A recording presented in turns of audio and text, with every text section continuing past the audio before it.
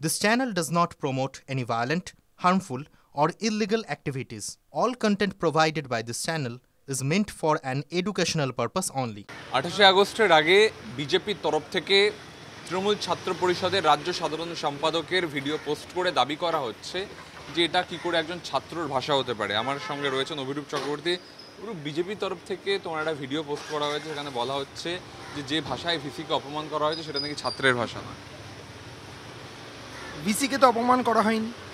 Vice chancellor যদি Kolkata বিশ্ববিদ্যালয়তে vice চ্যান্সেলরের ভূমিকা পালন করতেন তাহলে নিশ্চয়ই আমরা এই কথাগুলো বলতে হতো না মঞ্চে।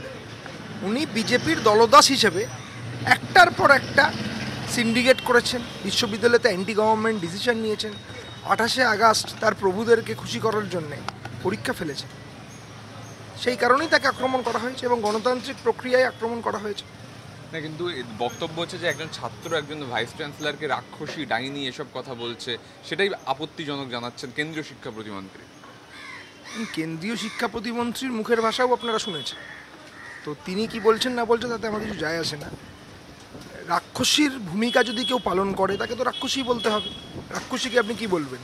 ঈশ্বর তো বলবেন না, রাক্ষসীকে রাক্ষসীই বলতে হয়। কেন রাক্ষসী? কেন ভাইস চ্যান্সেলর তিনি রাক্ষসী কেন? একটার পর একটা ঘটনা যদি আপনি ইউনিভার্সিটিতে দেখেন, ক্যালকাটা ইউনিভার্সিটির আর্থিক পরিকাঠামো ভেঙে ফেলেছে। সিভি আনন্দ বোসকে 9,90,000 টাকা দিয়েছিলেন আমাদের এই সরকারের বিরুদ্ধে কেস লড়ার জন্য। ইউনিভার্সিটির ফান্ড এইভাবে তিনি দিতে পারেন, যেখানে মহামান্য সুপ্রিম কোর্ট বলেছেন যে কোনো ভিসি, ইন্টারিম ভিসি, তার এখতিয়ারই নেই কোনো ফিনান্সিয়াল ডিসিশন নেওয়ার। সুপ্রিম কোর্টে গেছে, মুখ থুবড়ে পড়েছে, 8 লক্ষ টাকা দিয়ে খরচ করে সুপ্রিম কোর্টে গিয়ে হেরেছেন। তিনি যে উপাচার্য হিসেবে যোগ্য নন, এটা আমি অনেক আগে বলেছিলাম। আমার সেই কথায় শিলমোহর দিয়েছে ভারতবর্ষের হাইয়েস্ট জুডিশিয়ারি। ওনার বিরুদ্ধে অবিলম্বে আইনি ব্যবস্থা নেওয়া উচিত। Condemn of supreme court. কী করে তিনি বলছেন সুপ্রিম কোর্টের অর্ডারের পরে, হেরে যাওয়ার পরে, যে তার বিরুদ্ধে রাজনৈতিক চক্রান্ত হয়েছে? তাহলে কি সুপ্রিম কোর্ট কোনো রাজনৈতিক চক্রান্তের মধ্যে পড়ে? এই কথাগুলো তিনি যখন বলতে পারছেন একটা উপাচার্যের চেয়ারে বসে, এটা খুব লজ্জাজনক শিক্ষাক্ষেত্রে। উপাচার্য দাবি করছেন আপনি অছাত্র, আপনার ব্রেন ফেল হয়ে গিয়েছে, তাই এই কথাগুলো আপনি বলতে পারছেন। উপাচার্যের সিস্টেম ফেল হয়ে গেছে ক্যালকাটা ইউনিভার্সিটিতে, তাই এই কথাগুলো তিনি বলছেন।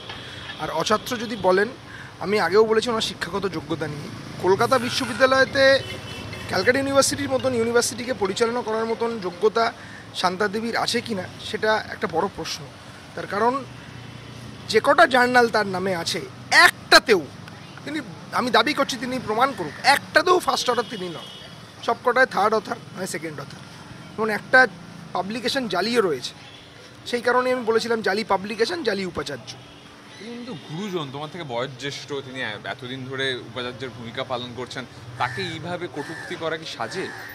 অবশ্যই উনি আমার গুরুজন, কিন্তু একটা কথা বলতে চাই, শিক্ষকদের শত প্রণাম, রাজনীতিতে লড়াই হবে। উনি যদি রাজনৈতিক ময়দানে নেমে এসএফআই এর বুক স্টলে গিয়ে একটা রাজনৈতিক সংগঠনকে, ছাত্র সংগঠনকে এইভাবে সাপোর্ট করেন এবং তৃণমূল ছাত্র পরিষদকে বারংবার এইভাবে আক্রমণ করেন, তখন তো আমাদের রুখে দাঁড়াতেই হবে।